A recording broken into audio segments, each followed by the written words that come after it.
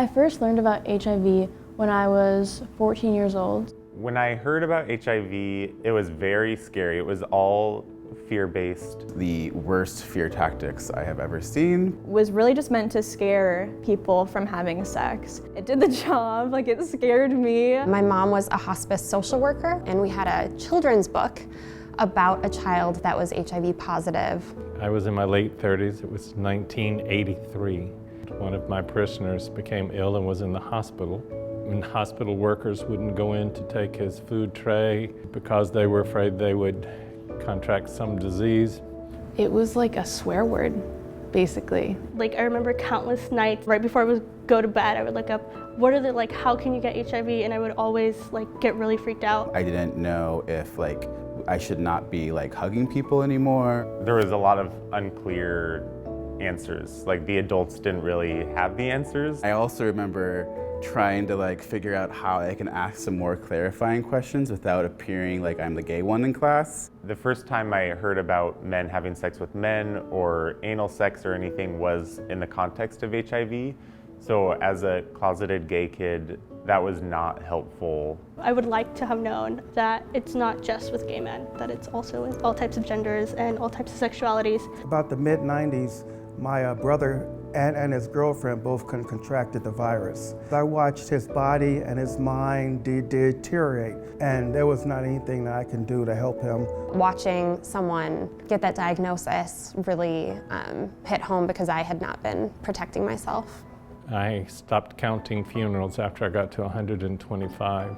I kind of took the stance, that I was going to make myself as knowledgeable as I can about this matter. HIV is inextricable with racism and homophobia, and the response to HIV would be so different if it affected white cisgender people. I do not know a black family that has not been touched by HIV.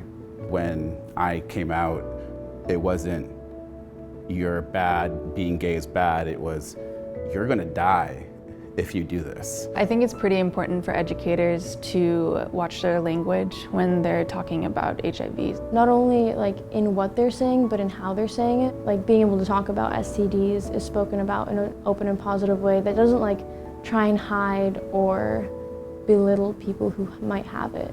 I do remember later in life seeing a teacher who just made it fun and made it funny. She would grab a condom and she would stretch it all the way over her arm. I wish more people had an experience with her or someone like her. The most important thing you can do is be candid about the virus. People can live a long lifetime with the virus. Not only do I know people who have HIV, but I see people who are living really engaged lives, really healthy lives. And now being able to share information with my mom about hey, did you know about PEP and PrEP? Because, she witnessed so much death. She really ushered people through that process. And so being able to tell her that there's more hope now, it's really exciting. I think it's a wonderful new day, but it was a very dark history that needs not be forgotten.